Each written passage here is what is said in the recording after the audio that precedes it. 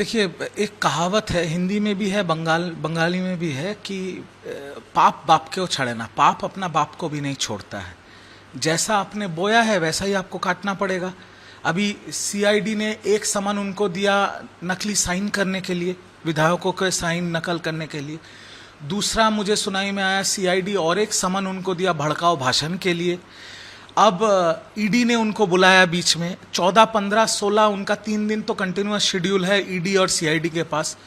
उसके ऊपर कल रात को 2 बजे शाल्बनी पुलिस, वेस्ट बंगाल पुलिस, जो गिरफ्तार हुए हैं भूतपूर्व विधायक मेदिनीपुर के सुजय हाजरा, उन्होंने शायद कुछ बोल दिया होगा, कुछ तथ्य रख दिया होगा सामने। अब उनके घर पे पुलिस पहुंची थी रात को, उनके जो पीए हैं सुमित रॉय, उनको पकड़ने के लिए, जो अभी सुनाई में आ रहा है कि अंडरग्राउंड हो गए हैं। तो देखिए, बात यह है ना कि अभी बहुत कुछ खुलने वाला है, आने वाले दिन में बहुत कुछ खुलने वाला है। और अगर सुमित राय अरेस्ट होता है तो पेंडोरा का बॉक्स खुल जाएगा, क्योंकि उनको सब पता है कौन है सुमित राय। अभिषेक बनर्जी के सिर्फ पीए हैं। आप सांसदों और विधायकों को जाके पूछिए कि वो कौन है, आईपीएस ऑफिसर्स को जाके पूछिए वो कौन है। सांसद और विधायक को वो बोलते थे क्या करना है क्या नहीं करना है। आईपीएस ऑफिसर्स जितने बंगाल के हैं उनको वो चालना करते थे, उनको बोलते थे वो कि इसको उठाओ, इसको पकड़ो, यहाँ वोट करवाओ, वहाँ वो करो। तो सुमित रॉय कोई आम आदमी नहीं है। तो देखते हैं क्या करता है बंगाल की police. But CID, ED, CBI, West Bengal police जैसा रवैया चल रहा है उसमें तो लग रहा है कि युवराज के चक्की पीसने के दिन बहुत करीब आ गए हैं। युवराज की बात करें, अभिषेक की बात करें तो एचएम ने भी बोला था, तो उनके खिलाफ कार्रवाई क्यों नहीं, मेरे खिलाफ ही क्यों? तो वो जाए ना, वो सुप्रीम कोर्ट जाए गृह मंत्री अमित शाह के खिलाफ। अभिषेक बनर्जी जी भी तो सांसद हैं, वो संसद में जब मॉनसून सेशन शुरू होगा वो ये बात को उठाएं, वो सुप्रीम कोर्ट जाएं, कौन रोका है उनको? बट उन्होंने जो भाषण दिया है वो भी तो गलत है। आज मैं गलती करूं और कोई और भी गलती करे, अगर मैं मान भी लेता हूं इस बात को, तो मेरी गलती तो सही नहीं हो जाती। अब उनके खिलाफ एक्शन हो रहा है, अगर उनको लगता है कि गृह मंत्री के खिलाफ एक्शन नहीं हो रहा है तो वो जाए संसद में बात को उठाए, सुप्रीम कोर्ट में बात को उठाए, कौन रोका है उनको? पहले अपने हिसाब तो क्लियर कर लें। और मुझे तो, आप जब मेरा इंटरव्यू ले रहे हैं, मेरे पास अभी एक व्हाट्सएप आया है कि आधे घंटे पहले बिष्णुपुर थाना में उनके खिलाफ अम्फान जो हुआ था ना, अम्फान जो तूफान हुआ था, अम्फान का 250 करोड़ रुपया इधर उधर करने का एक एफआईआर दर्ज हुआ है बिष्णुपुर पुलिस स्टेशन में। और वो किया है बीजेपी के लोकसभा के 2024 के कैंडिडेट बॉबी जी ने, जिनका नाम है अभिजीत दास शायद, उन्होंने किया है। तो एक के बाद एक एफआईआर हो रहे हैं, जांच पड़ताल हो रहा है। अभिषेक बनर्जी जी कोऑपरेट कर रहे हैं, उनको कोऑपरेट करना ही पड़ेगा, और तो कोई रास्ता है नहीं। बाकी कानून के हिसाब से चलेगा। एक चीज और, अभिषेक ने कल जूनियर होकर डिसरिस्पेक्ट करते हैं। अभिषेक का कहना है कि वो फादर फिगर जैसे हैं, उन्होंने मुझे छोटे से बड़ा किया है, उन्हें हक है मुझे कुछ भी बोलने का। देखिए, कल्याण बनर्जी ने भी उन्हें माफ कर दिया बेटा बोलकर। चलिए ठीक है, अभी मुंह बोले बाप बेटे का रिश्ता अच्छा लग रहा है देखने में, इसमें कोई दिक्कत नहीं है। और कल्याण बनर्जी एक बहुत बड़े लीडर हैं, 4 टाइम के सांसद हैं।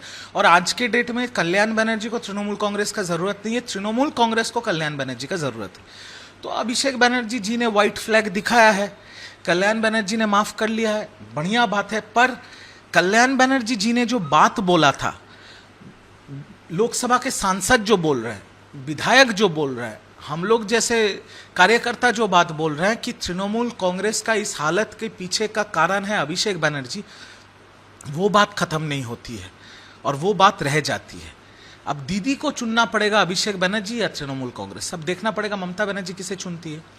आपने बोला कि कल्याण को अभिषेक की नहीं बल्कि अभिषेक या पार्टी को कल्याण की है, क्या यही वजह है जिसकी वजह से अभिषेक नरम पड़ गए और उन्होंने एक मुंह बोले फादर और सन का एक रिलेशनशिप बता दिया? हो ही सकता है, क्योंकि देखिए अभी तो आपको सब छोड़ के जा रहे हैं, अभी तो कोई बचा नहीं है।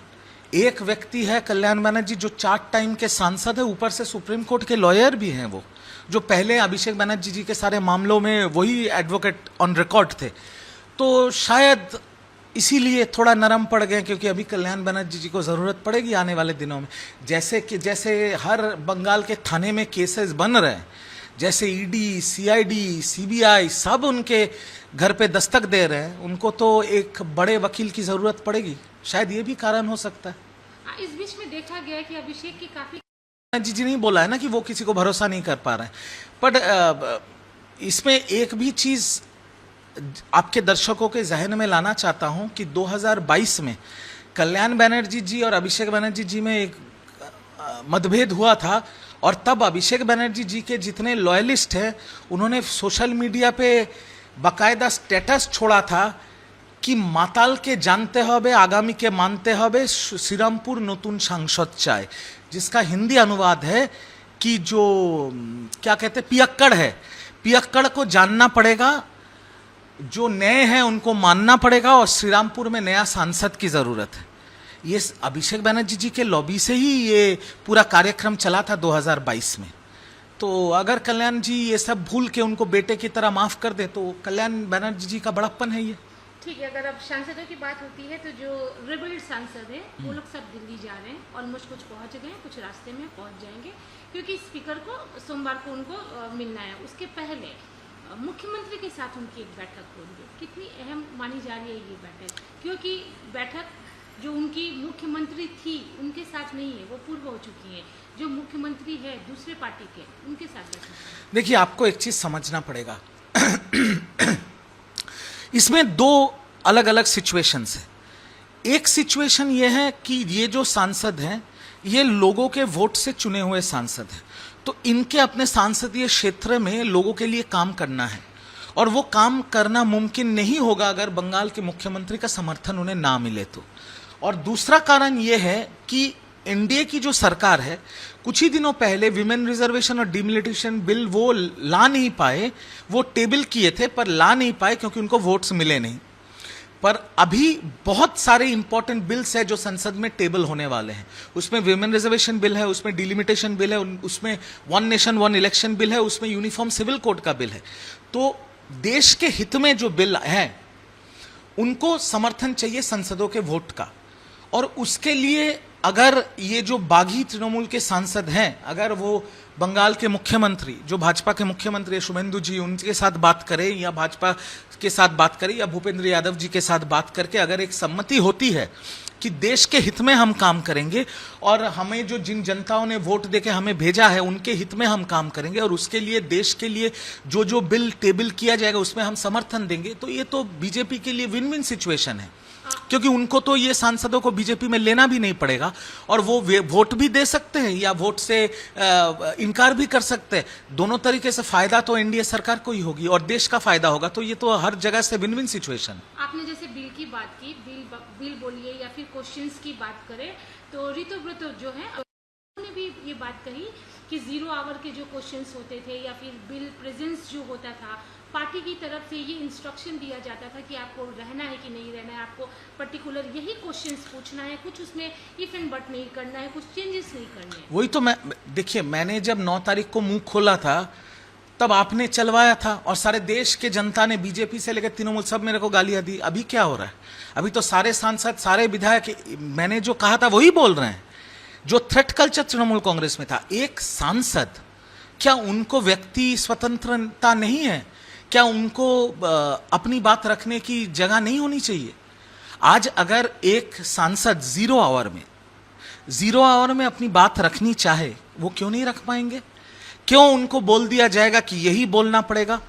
और ऋतुव्रत बंदोपाध्याय तो थे राज्यसभा में। राज्यसभा जो तृणमूल कांग्रेस की चलाते हैं क्विज मास्टर, वो तो सोचते हैं कि राज्यसभा उनकी बपौती है, वो तो सोचते हैं राज्यसभा उनकी बपौती है। सुखेंदु शेखर राय जिन्होंने आज इस्तीफा दे दिया, इतने सीनियर एमपी, इनको लास्ट बेंच में बिठाते थे, इनके साथ ऐसी बदतमीजियां होती थी, सबके साथ ऐसी बदतमीजी वो करते हैं। और अभी सब लोग इसीलिए मुंह खोल रहे हैं क्योंकि भय खत्म हो गया। सत्ता परिवर्तन हो गया बंगाल में। अभी थ्रेट कल्चर अभिषेक बनर्जी और क्विज मास्टर का चलेगा नहीं। अभी संसद जो उनका दिल कहेगा, जैसे रिजू दत्ता एएनआई के सामने वही बोल रहा है जो उसका दिल कह रहा है, उसका दिल मान रहा है, मैं वही करूंगा जो मेरे देश के हित में होगा। तो उसी तरीके से जो सांसद इतने दिनों से डर के वजह से चुप बैठे थे, आज वो अपनी दिल की सुन रहे हैं, वो देश के हित में काम करना चाह रहे हैं। इसमें गलत क्या है? कल्याण बनर्जी ने बोला है कि कांग्रेस के साथ में मर्जर नहीं हो रहा है, इसे कैसे देखते हैं? देखिए, वो मुमकिन नहीं है होना, क्योंकि अगर आपको एक पार्टी को मर्ज करना है दूसरी पार्टी के साथ, आपको उस पार्टी के 2/3 अंश को मर्ज करना पड़ेगा। तो अगर ममता दीदी या अभिषेक जी ये फैसला ले कि हमें कांग्रेस के साथ मर्ज भी करना है, उनके साथ तो कोई है नहीं।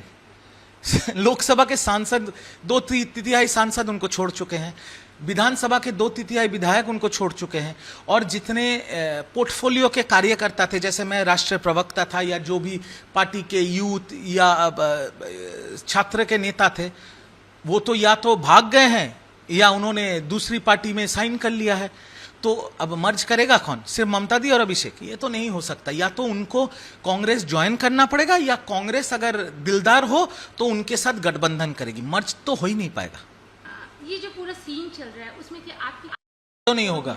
क्यों नहीं होगा? 15 साल से मैं जिस पार्टी में था, उस पार्टी में ये जो सांसद है या जो विधायक है, उनके साथ तो मेरा व्यक्तिगत रिश्ता है ही। बहुतों के साथ मेरा बात हुआ है और बहुतों के साथ मेरा बात हो भी रहा है, बट उनका नाम मैं आपको नहीं बता सकता, वो ब्रीच ऑफ ट्रस्ट हो जाएगा। एक और चीज कि ममता बनर्जी ने जोड़ीना क्रॉसिंग में जब धरने पे बैठी थी तो उन्होंने एक बयान दिया था जो एक कम्युनिटी को टारगेट किया था, उसके खिलाफ एफआईआर हो गई है। इसे क्या बोलेंगे? ये बयानबाजियां जो थी काफी हावी पड़ी टीएमसी के ऊपर। वो एक बयान दीदी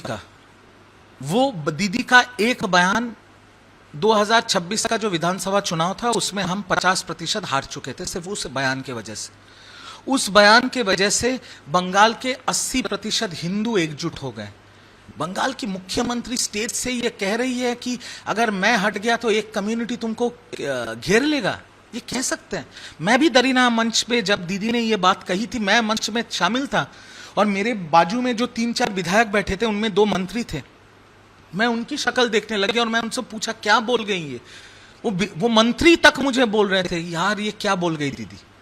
उस टाइम हमें नहीं पता था, अभी समझ में आ रहा है कि उसका खामियाजा कैसे भुगतना पड़ा पार्टी को। उस एक बयान की वजह से 50% विधानसभा चुनाव हम हार गए थे, और उस एक बयान की वजह से बंगाल के 80% हिंदू एकजुट हो गए तृणमूल कांग्रेस के खिलाफ।